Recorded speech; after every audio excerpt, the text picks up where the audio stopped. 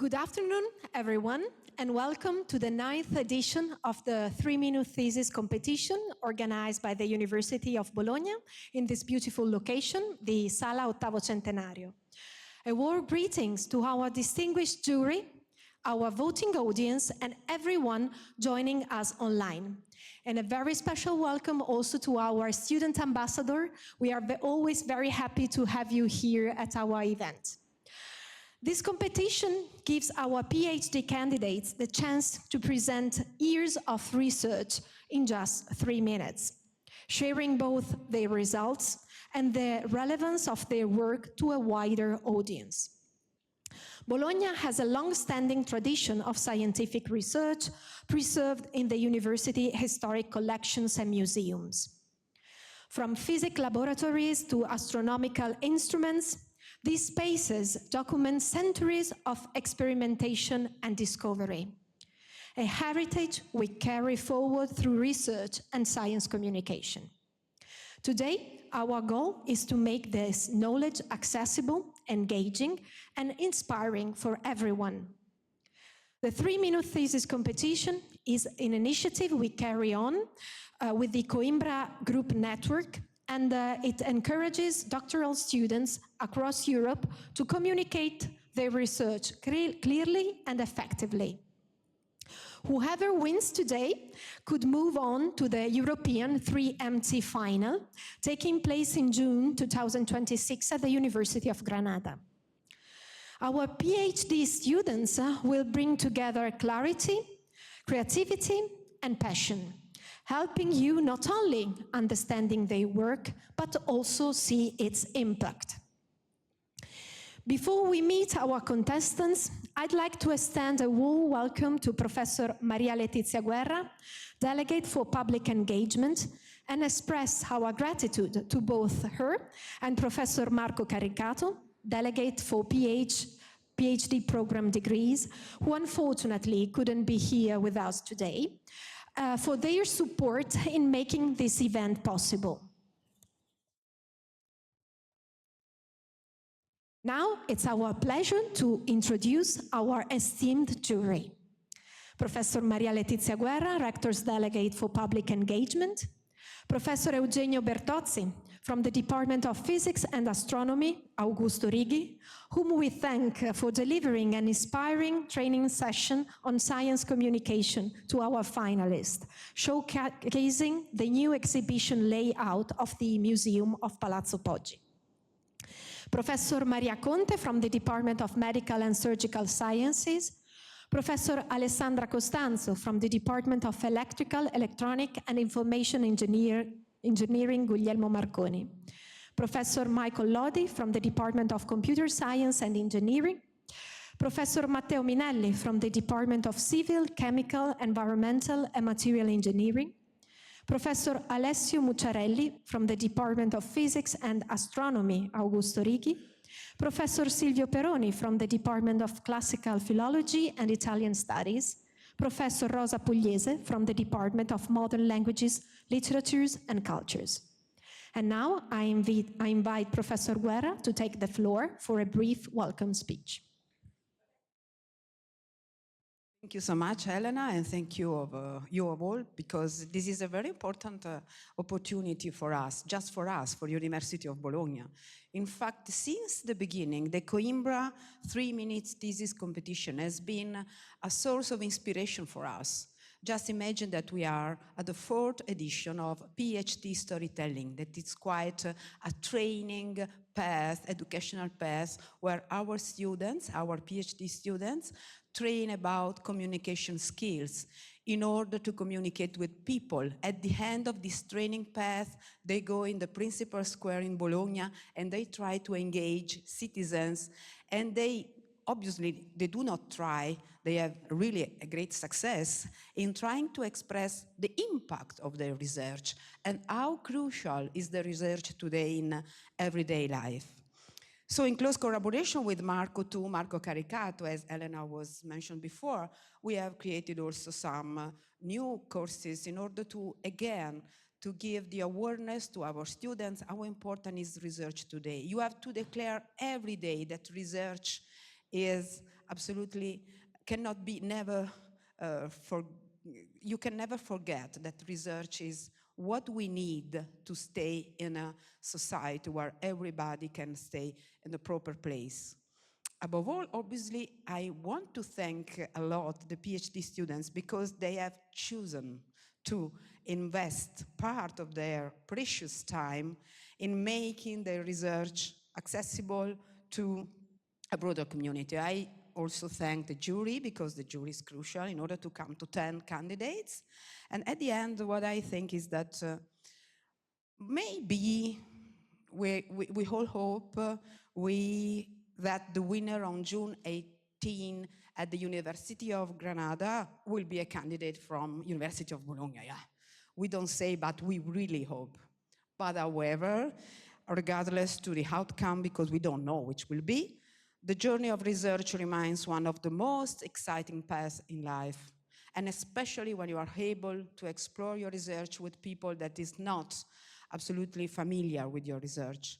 So thank you for walking this journey with us. Really, thank you so much for all of you. And now let's start the competition. Thank you, Professor Guerra, for your words. Before we begin, let's go over the competition rules to guide our voting audience in their decisions.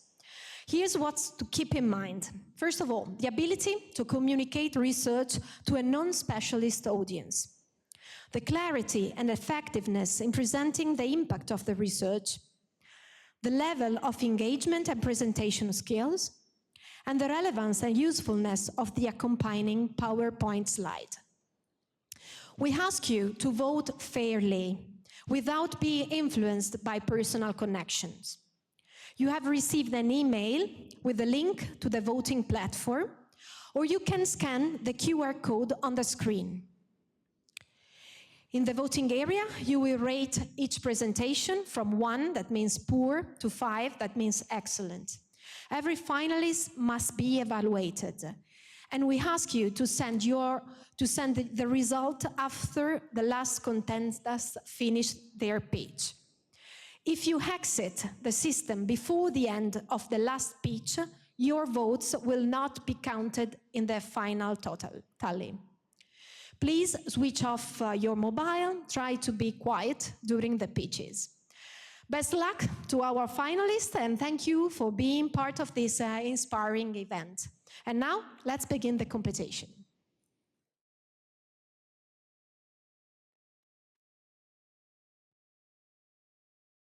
Hello, everyone. Our first participant is Lucia, a biologist and immuno-oncology researcher and a PhD student in biomedical and neuromotor sciences.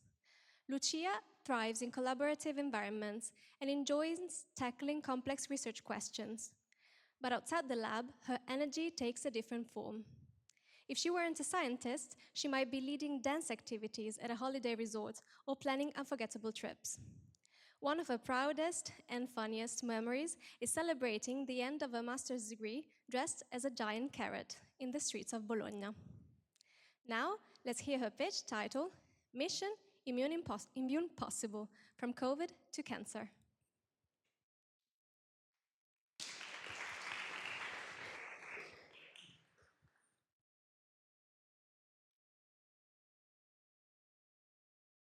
Imagine your immune system as an elite intelligence agency.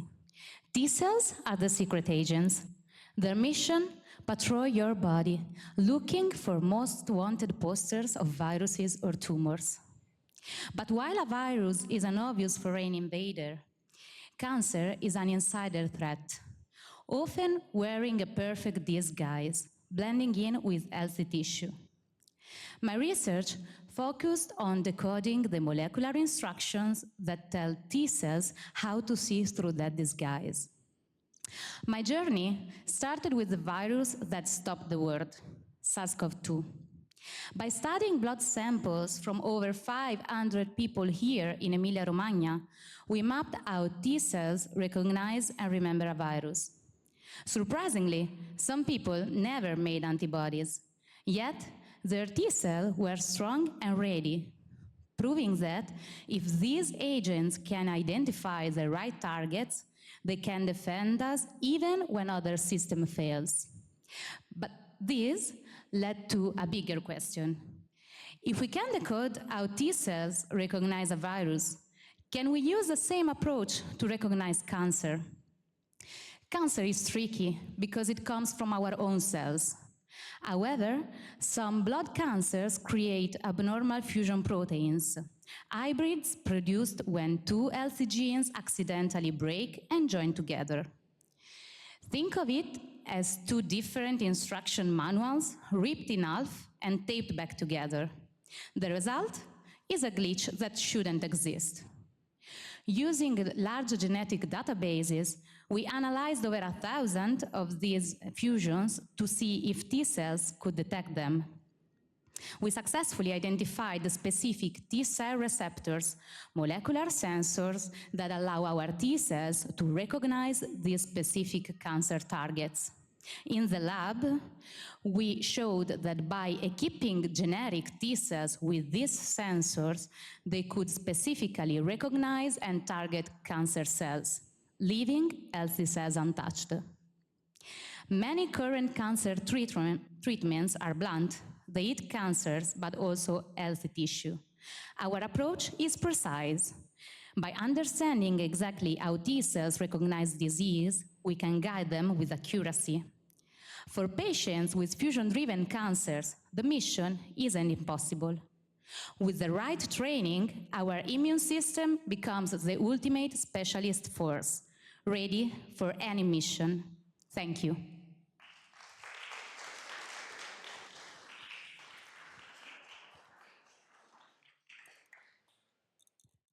Thank you, Lucia. Next up is Agatha, a PhD student in applied entomology, fascinated by how insects shape cities and food systems. If she weren't a researcher, Agatha might be filming insect documentaries or advising on green space management. Outside work, she hunts what she calls real-life Pokemons, rare species in unexpected places. And once, she earned strange looks from locals while carrying her insect nets in community gardens. Now, let's hear her pitch, titled, Seeing the City Through a Pollinator's Eyes.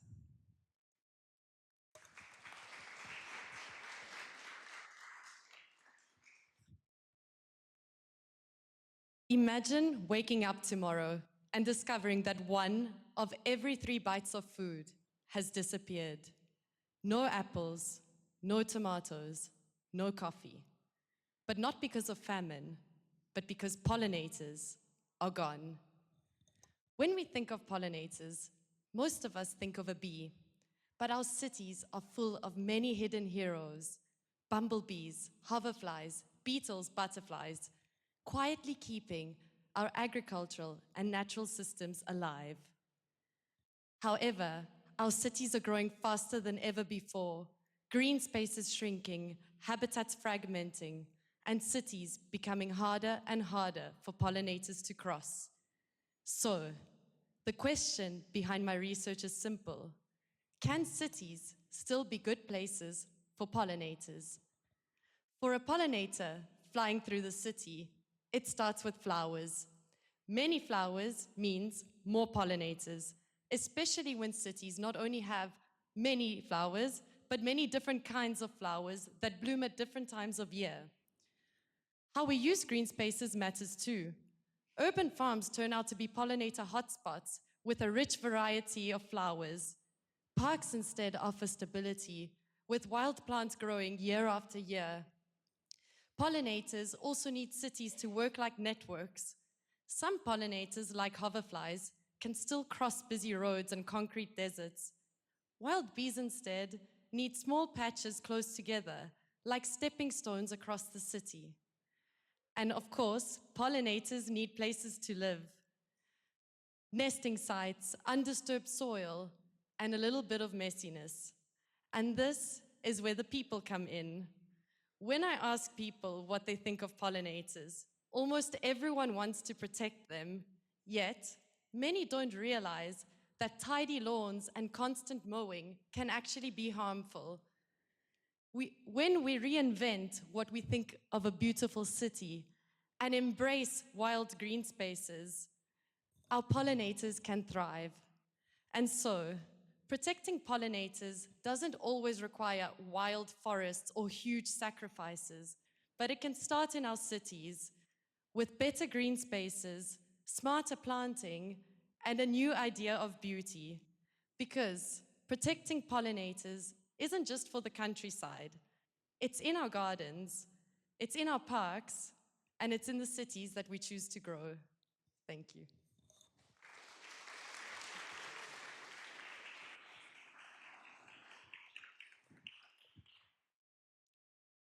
Thank you, Agatha.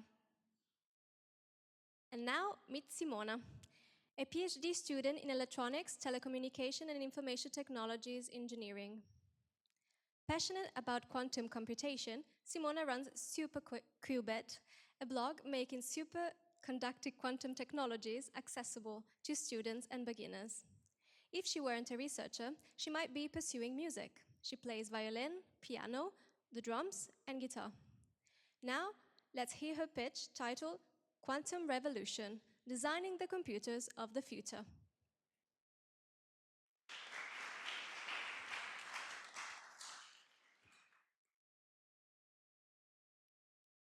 Bear with me.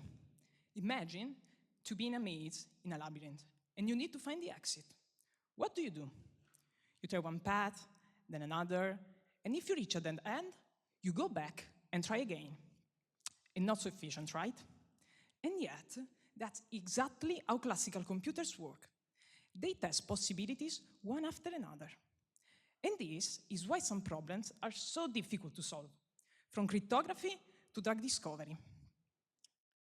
Is there a way to escape the maze? Is there a better way to escape the maze? Imagine exploring all paths at the same time, not one by one, but all at once, and knowing in a single attempt which path is the right one. It sounds like magic, I know, but that's no magic at all, that's quantum mechanics. Ladies and gentlemen, welcome to the second quantum revolution, where we use the laws of quantum physics to do computations. In traditional computers, information is stored in bits, switches that are either on or off, while in quantum computation, information is stored in qubits, switches that can be on and off at the same time. You know, that famous cat? Scientists have already developed algorithms that exploit this effect. The ideas are there. But now, the real challenge is building physical qubits that are stable and reliable. And this is where my research comes in. I design and study superconducting quantum circuits that can function as reliable qubits. These systems are extremely fragile, and even a tiny disturbance can destroy the information they store. My goal is to understand how these systems behave before we build them, by developing models and simulation tools. And this allows us to know their properties, detect eventual problems, and optimize this design. One of the main achievements of my research is the development of an open source simulation platform that provides researchers with all information they need to design better qubits, including how they interact with each other or how they are influenced by the environment.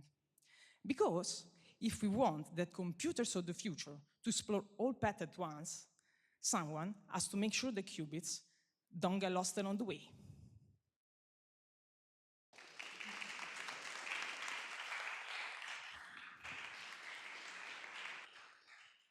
Thank you, Simona. Now, let's welcome Andrei Kosmin, a medical doctor and PhD student in cancer epidemiology, also training as a resident in occupational medicine. If he weren't a researcher, he might have become an architecture historian, sharing his passion for Romanian modernist architecture online. One of his most memorable adventures happened far from any laboratory. During a trip to Jordan, he narrowly escaped a kidnapping attempt in the desert.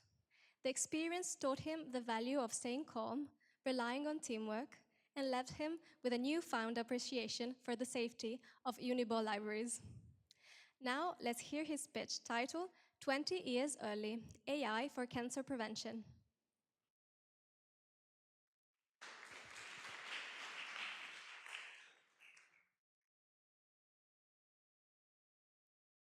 Cancer does not appear overnight. Risk builds up over decades through a mix of genetics and lifestyle factors, such as diet, smoking, and even at work. So my question is, what if we could arrive 20 years early and prevent cancer before it could develop? My project gathers data from over 20 studies and 2 million subjects that were enrolled on these long-term studies. When they started, they filled in questionnaires about their lifestyle and habits, and then they were followed over years. Decades later, we know who developed and who did not develop cancer. We take those questionnaire items and transform them into variables, which we feed to an AI model that trains on predicting which variables are most important for the development of cancer. In one of the datasets that we analyzed, the model predicted some types of cancer with an over 80% accuracy, telling us which were the questionnaire items that were most related to those forms of cancer.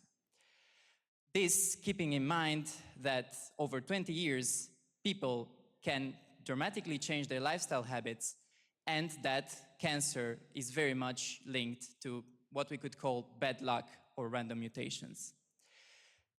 This could lead to a more targeted prevention, moving from an all model fits everything model to a more personalized approach. Imagine that your family doctor could use a tool developed with our results, like a questionnaire or an app, and tell you, look, you are on a risky path with your lifestyle, but you have the time to change your life choices. Because in cancer epidemiology, early prevention is the most important thing, and my project aims to buy up time and be 20 years early. Thank you.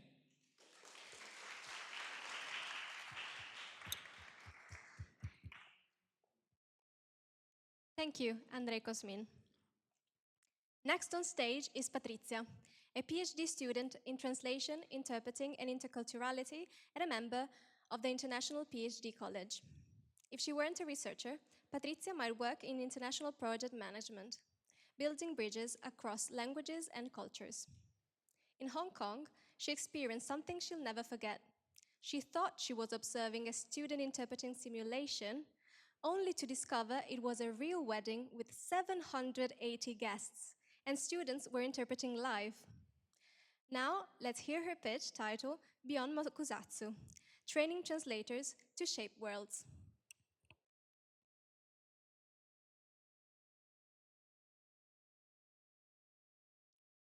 Have you ever wondered about what happens when a single word shapes the fate of nations?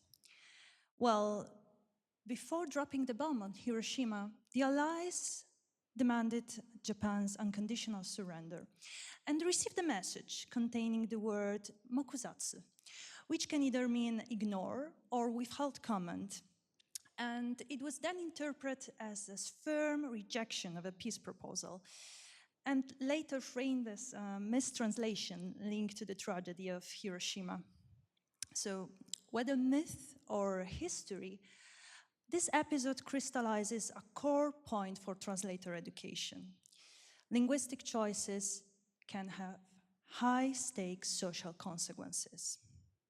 Yet, despite this lesson, still too many translation programs lack in structured training on how to apply ethical professionalism under real constraints with real beneficiaries in the classroom.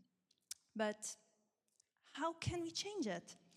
And as you can see here, the findings from my research on students suggested a pedagogical approach called service learning, which brings together translation training designed around real community needs with guided ethical reflection in class, precisely fills this gap. And through an impact-oriented learning, students describe a shift in their attitude. They become more reflective about ethics in their profession, and they start to understand social responsibility. So they stop translating just for homework and start to be involved in their communities, which of course nourishes their civic agency. And at the interpersonal level, service learning foregrounds critical thinking, personal development, teamwork, empathy, and also it fits career motivation, giving the students a purpose-driven sense of what a translator work can be nowadays and why it matters. So, in short, students in classroom do not simply translate anymore. They start translating worlds. They reflect, mediate, and adapt a message for real clients. And as we said, history remembers Hiroshima, but behind the word and the bomb, there was a translator. So next time a word carries lives, what kind of translator would you like to have behind that word? Thank you.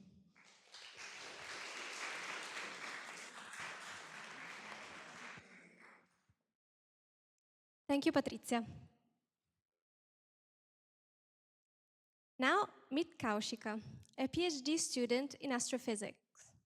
Born and raised in India, she started in aerospace engineering, but then followed her lifelong passion in astrophysics. If she weren't a researcher, Kaushika might be running a gelato shop, which is actually still very much on her bucket list. She's a cinephile, a music lover, and enjoys reading and writing poetry. While she never planned to work in radio astronomy or stay in Italy, today Bologna and in the Institute of Radio Astronomy have become her second home. Now, let's hear her pitch titled, Get Ready for a Turbulent Ride in the Universe.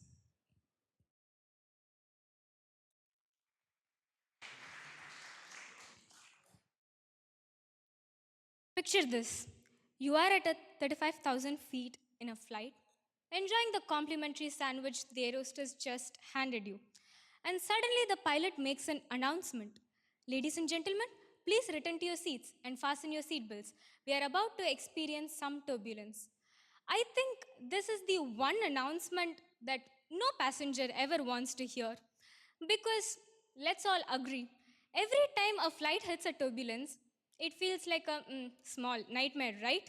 Because the plane goes up and down, your stomach drops. Sometimes you might even feel like you wanted to throw up. But what if I tell you that this exact same kind of turbulence also happens billions of miles away from Earth? Not in the sky above us, but deep in space. And that is exactly what we have discovered in my research. So it all starts like this. We all live in our beautiful, exotic Milky Way galaxy. Hundreds to thousands of galaxies like ours come together to form what we call as a galaxy cluster. In the center of many of these clusters, we find a very faint glow, which we call it as radio halo. The debatable origin of this faint glow might have come to an end with my research, where we have found a strong evidence that there is turbulence in galaxy clusters that is causing this glow. Now, I know what you all are thinking. How did turbulence get there in the first place? A quick backstory. Imagine two galaxy clusters colliding with each other. It is like a massive car and a bus crashing onto each other. During this collision, they not only become one big cluster, but they also stir up the gas inside them, bringing up this enormous amount of turbulence. And in this turbulence sea are tiny little particles, which we call as cosmic ray electrons, that ride through them like a skilled surfer, and through a process called synchrotron radiation, they produce this faint glow. Interestingly, it's a similar physical process that we also use here, back on Earth, to treat cancer patients using cancer radiotherapy. It's mind-boggling that the same physics that you use here in hospitals is also at work billions of miles away lighting up galaxy clusters. So, turbulence is not something that you experience only when you are in a flight or when you swirl a cup of coffee. It is also at the largest scales of the universe. In fact, if you understand what happens when you swirl a cup of coffee, I think you will also understand how galaxy clusters grow, merge, and evolve. That's the beauty of physics. Thanks for flying in with me in this bumpy ride. We have reached our destination. Have a nice and pleasant stay. Thank you.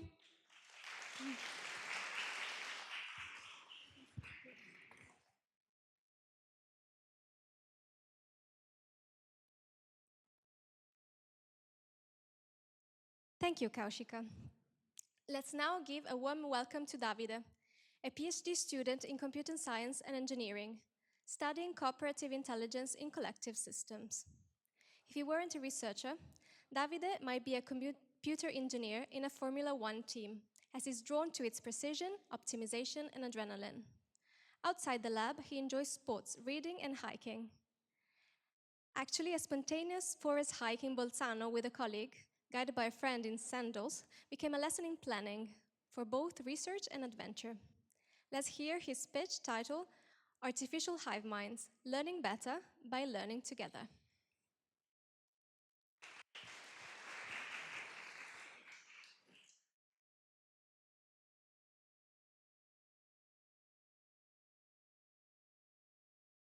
Have you ever noticed that every object around us is constantly generating data? Right now, I'm wearing this smartwatch. It tracks my heartbeat, my sleep, the number of steps I take. Our cars collect data and our buildings monitor energy consumption. We are surrounded by intelligent devices. Now, imagine if all these objects could do more than just collect data. Imagine if they could learn, not alone, but together. Some of the most intelligent systems in nature do not rely on a central brain. A bee is simple, but a hive can make complex decisions. It adapts, it organizes, it survives. No central brain, just cooperation. What if our devices could behave in the same way? Here's the first challenge. All this data is distributed among thousands or millions of devices. And even more importantly, it shouldn't be centralized. Regulation like GDPR exists for a reason. Our data is private and must be protected. But how can we create a collective intelligence without moving the data? This is where my research comes in. I designed an artificial intelligence method that allows the devices to learn collaboratively without revealing their personal information. They share what they know and not the data they have learned from. But privacy, it's only half of the story. Now, think about predicting electricity demand in a smart city. An industrial neighborhood behaves very differently from a residential one. If we force all the devices to learn the same model, we ignore these differences and the performance suffers. Nature doesn't work like that. In a hive, cooperation is structured. Individuals interact more closely with those that share similar roles and context. Traditional systems try to impose this structure in advance. Engineers decide who should collaborate with whom, but the world doesn't stay still. For example, new devices may join the network or behavior evolve. And when that happens, rigid systems need to be redesigned. Our approach is different. Devices don't just collaborate. They discover autonomously who should cooperate with whom. They form groups based on similar experience without sharing their data. And even more importantly, we don't tell them how many groups should exist. The structure emerges. And when something changes, they adapt autonomously. So it's self-organizing, privacy-preserving, and adaptive. In a world where everything generates data, the real breakthrough is not building bigger data center, but building cooperative method that allows the devices to learn better by learning together. Thank you.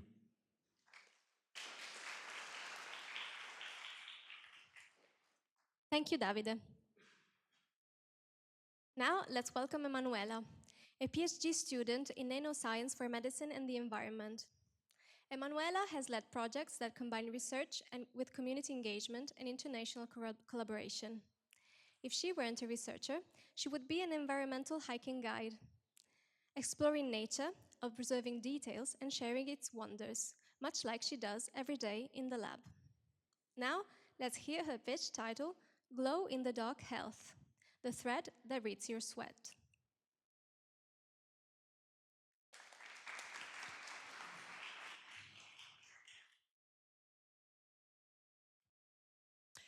3 minutes is the time of this competition. 3 minutes is also the time that I take to make a picture of your thread. What? Okay, I will say it better. 3 minutes is also the time that my thread-based device will take to rate the amount of lactate present in your sweat. Who is lactate? Lactate is like the cousin of lactic acid. The one responsible for the pain that you feel when you go back to the gym after more or less a century. Well, it's not the real responsible. It's more an indicator that something in our body is changing.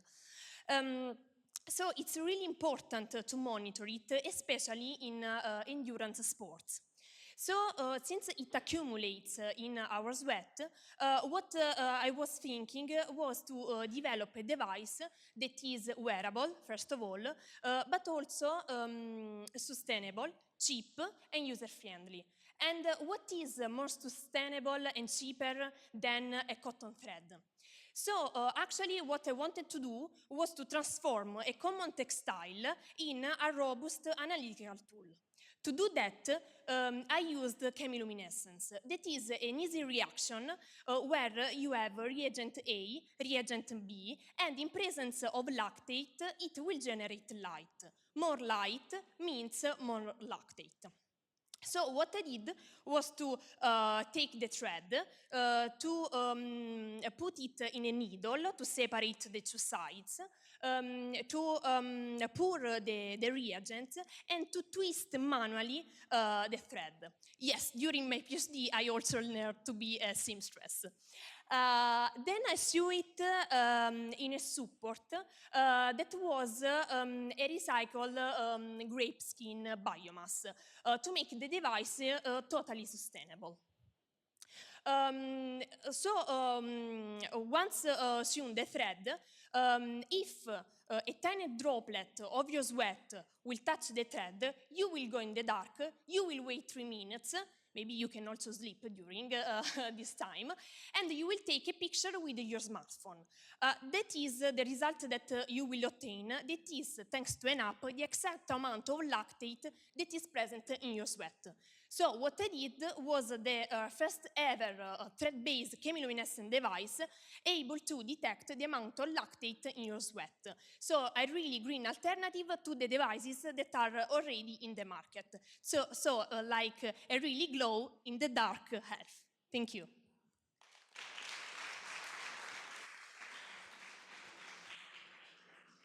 Thank you, Manuela. And now let's welcome Rebecca, a PhD student in Future Earth, climate change, and societal challenges. If she weren't a researcher, Rebecca would have become a firewoman. She even had the full uniform, but discovered she's terrified of heights. She now channels her energy into sports, from 21 years of volleyball to playing rugby in a top Italian league, discovering muscles she never knew existed. During her research in the Netherlands, she discovered that bread and butter and chocolate might be the world's greatest snack. Let's hear her pitch titled, When Noise Becomes a Signal, a new way to watch space weather.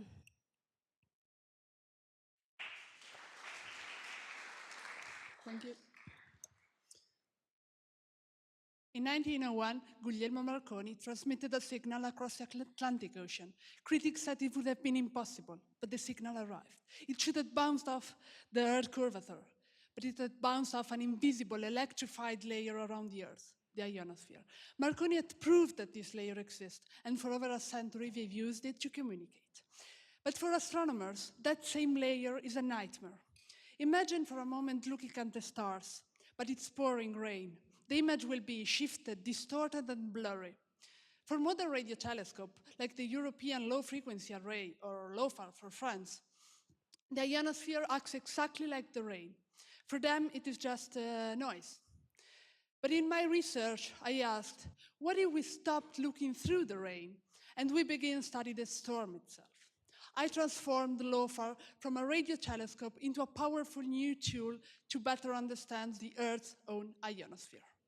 You know, with many traditional instruments like GPS, we can see the broad picture, the global ionosphere, but with LOFAR, I was able to capture irregularities smaller than 10 kilometers. But the real test arrived on Mother's Day in 2024. It was the biggest storm in the last 20 years, and many instruments were blinded by it. But not LOFAR. LOFAR kept watching. And what we discovered was something incredible. You know, many traditional simple models assume that most of the ionospheric irregularities sit at an altitude of around 300 kilometers. But with a method that I developed, I proved that during this storm, the effective altitude of the irregularities jumped up to 1,500 kilometers, an altitude rarely matched by ground-based instruments. We weren't just looking at the storms. We were looking at a system so disturbed that our models fail. Marconi have proved that the ionosphere exists. But for over a century, we have just looked at it. With my research, I proved that we can use astronomical noise, we can transform it into physical signal to better understand it. Thank you. Thank you, Rebecca. And lastly, we have Giulia, a PhD student in health and technologies. Giulia is passionate about science communication, mentoring students, and inspiring the next generation of STEM professionals. If she weren't a researcher, she would be in the food business.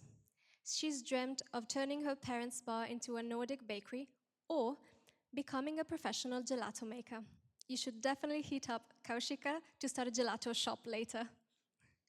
Now, let's hear her pitch title, A GPS for Lung Cancer.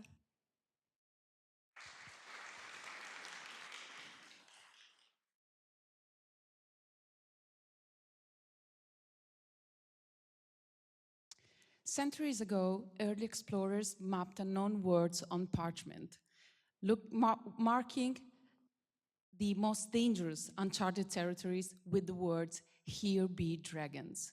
Today, fortunately, we traded parchment for GPS, knowing exactly how to navigate cities with absolute safety, except when we end up in an apple farm thanks to Google Maps.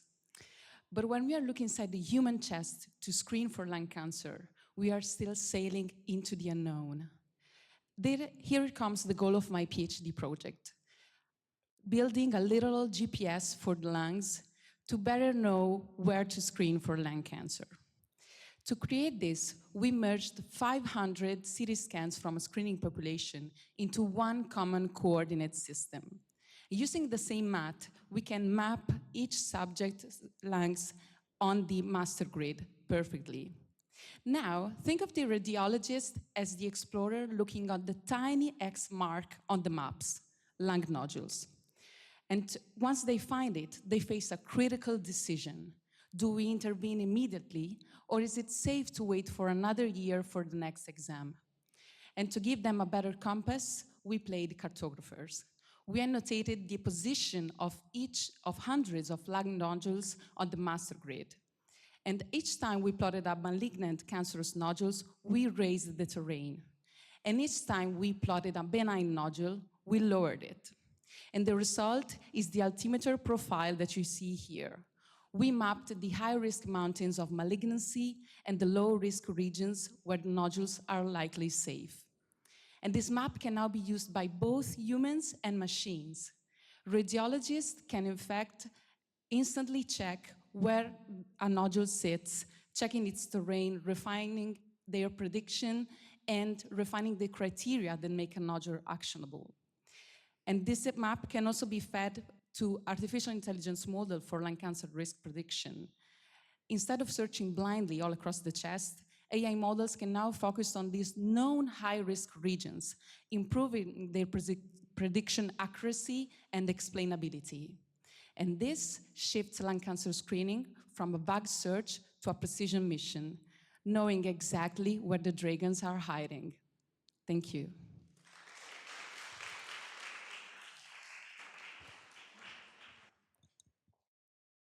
Thank you, Giulia. That was our last contestant. Now, A big thank you to all the participants for your inspiring pitches, and to our audience and jury for your engagement. You now have the crucial task of sending in your voting results. Please remember to vote for everyone from 1 to 5. And now you can send in your votes. While the votes are tallied by our colleagues, let's welcome our distinguished guest. It's our pleasure to introduce Professor Silvio Peroni, an associate professor at the Department of Classical Philology and Italian Studies here at the University of Bologna, where he teaches basic informatics, computational management of data, and open science. His research focuses on semantic web technologies, digital scholarly communication, and the development of open infrastructures for research. Without further ado, let's enjoy his speech titled Data or Process?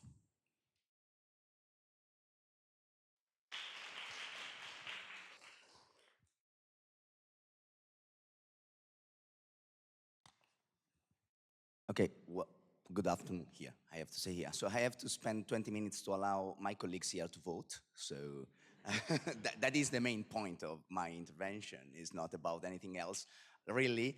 And also, I've been, sorry for my voice, first of all, because I'm bad day. But I was invited here to talk about this strange concept, open science, okay, which is a pretty well-known word, I think, today.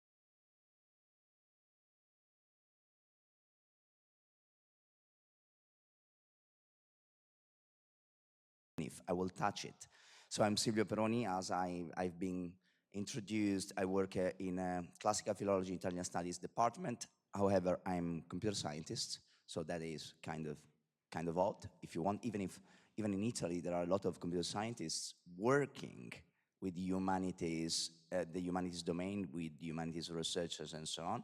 But if we want to add a bit more oddities to that career path that I had, just to clarify that during my PhD in computer science, I've been at the University of Oxford working as an intern at the zoology department, working on bibliographic data. So you see how mess is my kind of research in general. And even when I was a researcher here, I applied theory behind libraries for fashion industries. So, I mean, we start from a very chaotic, let's say, kind of research from one perspective.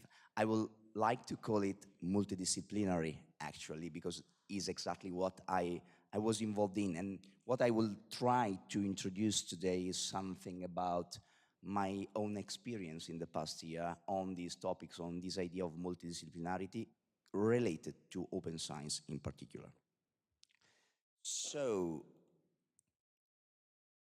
I will start from something that all of you, I think, should know, because this is the way to go, at least for the past years, about what concerns do research. When you are a researcher, usually you collect data or reuse data that are out there.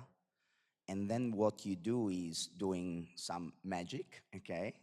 Somehow, it's not really magic, but let's say like that. In particular, at least for an external observatories, like, I don't know, from a founder perspective, from a citizen perspective, what the citizen, the founder see is that there is a researcher that analyzes data and at the end of the story, describe the research into a paper, okay? A paper that introduces somehow the result of what he or she have obtained from the research. So we know this trajectory quite well.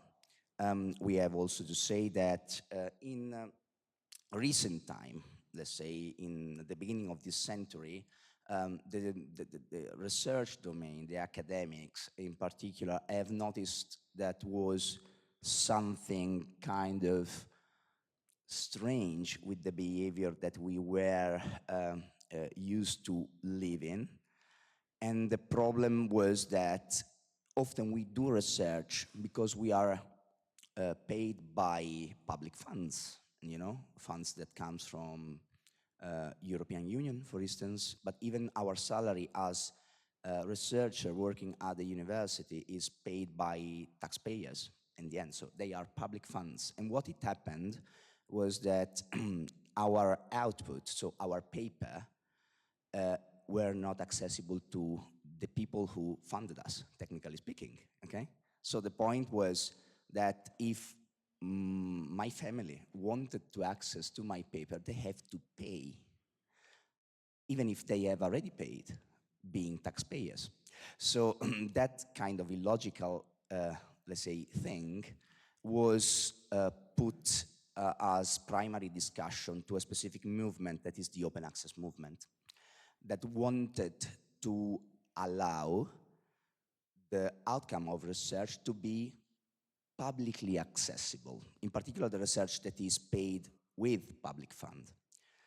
And so they started a kind of movement to convince us to publicly post this information, even if continuing to publish that thing in the venues that are important for our career, that are journals, conferences, and these kind of things. So just to say, this open access movement have created this idea of having different nuances of open access.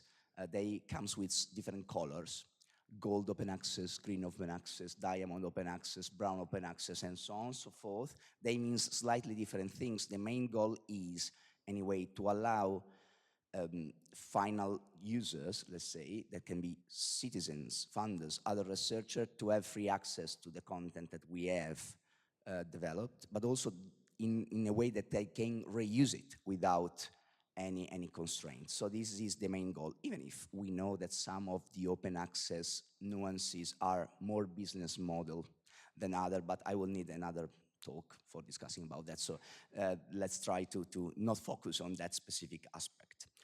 Then nowadays, in particular, I have to say that there is a step forward to this kind of publication endeavor, let's say, because we have understood that, well, we already knew it, but in principle, we have understood that it was also important not only to publish openly what we consider the primary output of our research, the article, but it was fundamental also to publish all the data that we have collected, all the elaborated data that we have produced as a consequence of that research, in order to be fully transparent about what we have done, what we have described in the paper.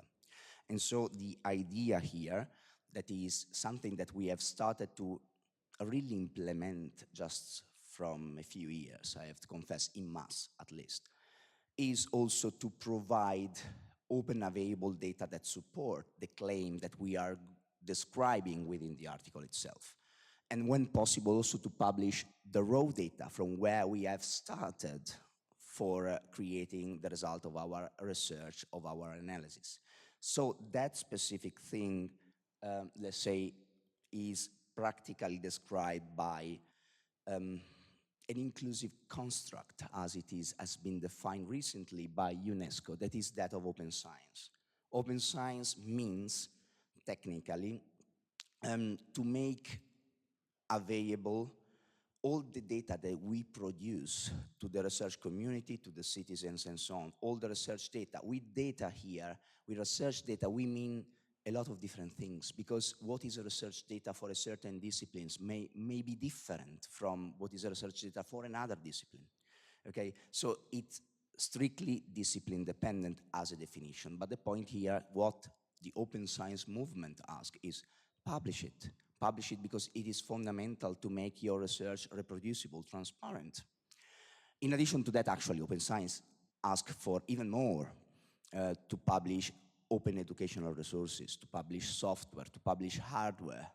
Publish hardware is a kind of huge concept to digest, I know, but that is exactly what is there. In addition, one of the most used guidelines when we talk about data today is that we call FAIR. FAIR is that stands for findable, accessible, interoperable, and reusable, is a set of guidelines that should help us in making data of a certain level of quality in order to implement these 4 different dimensions to enable data to be easy to discover, to enable data to be easy to access, to enable data to be interoperable with other data, and to enable us to reuse easily the data that have been published as a consequence of a research. Of course, even fairness, they are general principles, but depending on the type of data that we are considering, they need to have different contextualizations. So indeed, making a spreadsheet containing data fair is different from making a 3D model of depicting a cultural heritage object fair. So we need to implement contextualized definition of what fair means depending on the specific kind of data we are dealing with, and also the habits of specific disciplines we are working in. So it's a complex thing, it's not an easy thing, okay? Now, given this premise, and it seems that I'm going to close here, the usual habit that we are investing in right now, because funders are asking us about it, in particular, because also currently a lot of research assessment exercise start to implement this idea of tracking also not only the publication of traditional objects on the paper, but also the publication of the other entities that are first data entities at the end of the story around our research, so the data.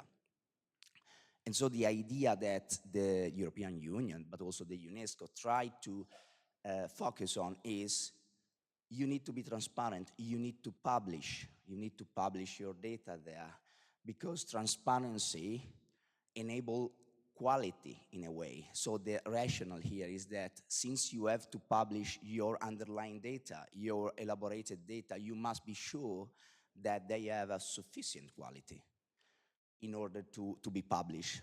And so that's the idea, because publishing them means that you put them there and anyone can scrutinize it.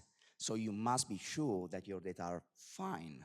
And that availability of high quality data also enable inclusion of other researchers, other users in reusing your data for put the border of research, further, do something more starting from your results, okay? So that is the main idea that this specific rationale wants to put in. Open science here is seen as sharing technically. So this is the current narrative. My real question is this one is our ending point or not? Because even if this is our current narrative, I have also, I have also to confess that, I have also to confess that I'm feeling that something is missing there. So this idea is very, let's say, output-based. So the point that the output is the final goal that we have to reach. But actually, when we do research, output is just one of the things of research. And actually, instead of focusing on the what our research produce, we should start to focus on the how we are producing it.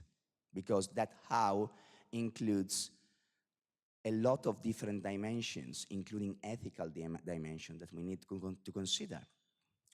In addition to that, I have also a fear, beside the fact that we are not sure that we can publish all the data, because there may be legal constraints. I cannot publish private data, sensitive data, freely. I do need to apply some sort of techniques to anonymize them if I want, but then anonymization may not allow me to convey the whole significance that those data have in certain specific domain. So the point here is, even if we can publish this data, we agree that be transparent with all the data that we produce is the right way to go. the real risk that I'm perceiving here is that we are publishing everything we produce without even thinking about if those things are relevant for the community at all. And look, I've already seen this kind of endeavor. When we are evaluated within research assessment exercise, the usual problem that these exercises had is about the quantity. So the fact that one of the problems is that we are evaluated a lot of times, not because of the actual content of the research that we publish, the content of the paper, but in terms of how many papers we publish, where we are publishing them. We are not talking about the research. We are talking about contextual values there that probably sometimes doesn't concern the research at all. And with this idea of transparency first, the huge risk is that in order to be evaluated in a better way, we publish a huge set of even irrelevant data there just to have a +1 in our CV. Is that the science that we want? So that is my full question here. So I would like to conclude with raising 2 different points. The first one is that about the documentation around the data. I think that publishing data, independently to have open data or not, so making available data without having appropriate documentation that documents how we have produced them, so the methodological workflow that we have followed, but not only that, but also the actual execution of that workflow. So our observation while we were applying the workshop for obtaining those data, without that information, data do not express their full potential. So you need to put methodology at the center, so the process of research at the center of your own duty, not the counting of how many products you have done at the very end. And that is the very first point. But the second point, and I took this image like the other arrow a few slides ago from a wonderful book written by Sabina Leonelli entitled Philosophy of Open Science, where she claims that probably we should look at open science, looking at those 3 steps that I've mentioned before from the other way around, so starting from the inclusion. What she says there, basically, just try to simplifying a kind of complex book and concept, is we should start from the inclusion part, meaning that the research should be inclusive, should be diverse, should be just, okay? And the starting point is not to publish data, whatever they are, but is just to have a more process-oriented view about research that starts from making connections, social relations with other researchers, gaining different, let's say, points of view on a specific problems, thanks to the help of your colleagues, because today science, but even before, if we have to say, science is not a work that you do alone, is a work that you are doing in a team, independently from the discipline that you are considering, okay? So just try to build a community that involves the relevant people that can provide you different perspective on a relevant research topic you want to address. From these people, you can learn new things. You can learn new things by looking at the problem from a different perspective that is brought in by your colleagues. You can try to challenge what now are scientific assumptions that maybe are assumption now, but because we do not have any thinking about how to move forward from those assumptions. And we can define technically new boundaries of research. And the idea is that quality comes from inclusion, because having different perspective, different help from your colleagues allow you to really create qualitative outputs, qualitative data. The point, I'm not saying that you should not share data, okay? You should. It is important. Transparency is still part of this arrow. at the very end. But once you are sure that you have made up a qualitative and, let's say, socially supported research project, because we are talking about subjective choices here. Research is not objective, is made by subjective choices that may be different tomorrow, okay? So the point is, involve your colleagues, work with them, decide what makes a qualitatively good output for a specific community, the community of researchers that you have involved in. And then, once you have identified that, then make it transparently public, but only those ones that are really important for the advance of science. Is not counting things, a counting exercise here, is to have available good data, good outputs there, because the more data you publish, the more is the risk that you will miss the important one in the noise. So just focus on the important ones. And so to conclude, focusing on sharing object is important, sharing research. But please be responsible in doing that. This is the very first outcome. Second, value the process more than the product, as I anticipated before. Third, value collaboration more than competition. Competition works, it enables somehow some specific dynamics, but the huge thing that you can achieve is by means of cooperation. And finally, let's say, consider inclusion as the main way, the main concept to follow, more than be quick in publishing something. Take your time, talk with others, consider different perspectives, and then do a qualitatively good work that deserve to be published in important venues. And finally, all these aspects, even if they are not new things, I have to say, but they have been already codified in some sort of guidelines that complement FAIR principles. And one of these guidelines are these CARE principles for indigenous data governance. They have been created for, let's say, research work to do with indigenous people, but actually, I have to confess, they apply to any kind of research, independently from the fact that you are dealing with indigenous people or not. So my aim, my hope is that, and I'm looking at the new generation here, because we are the bad ones, so, you know.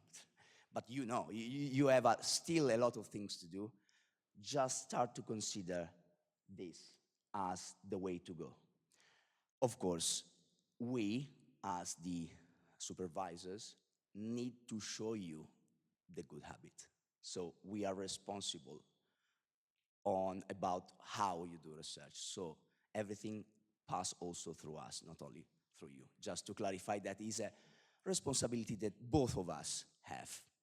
And that was my very last slide. I leave some references about the articles that I've used for creating this presentation, in case you are interested in reading something there, or all the articles are open access, so hopefully.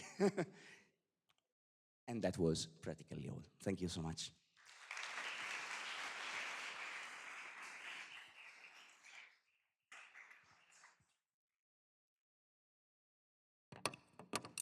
Thank you very much. Okay. And now, we bring the 9th edition of the University of Bologna's 3-minute thesis competition to a close. Our jury and voting audience have carefully evaluated each presentation, and the time has come to announce this year's winner. Before we get to that, I want to take a moment to celebrate each and every participant. What you've achieved today is remarkable. Summarizing years of research in just 3 minutes, while making it clear, engaging, and accessible, is no easy task. And each of you has done it with passion and dedication.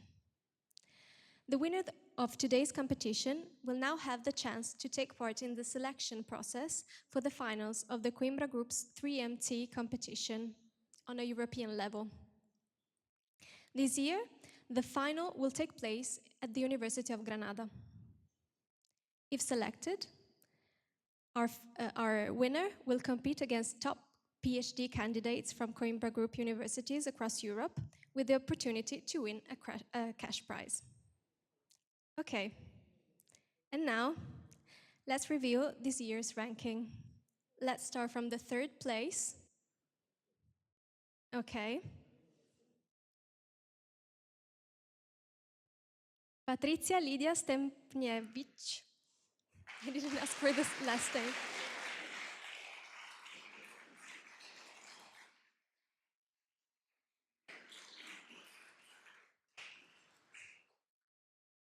I'm sorry, I didn't ask you for how to pronounce your last name. I hope I pronounced it okay. Okay, perfect.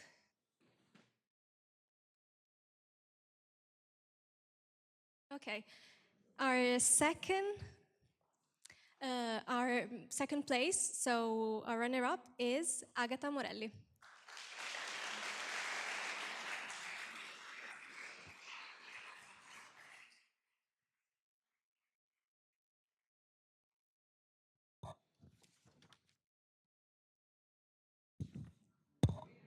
And finally, the moment we've all been waiting for, the winner of the 2026 University of Bologna 3-minute thesis competition is Giulia Raffaella De Luca.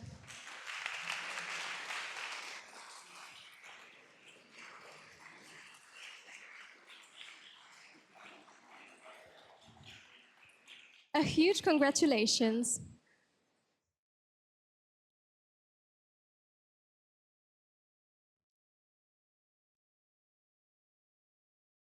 Yes, all three finalists, can we take a picture?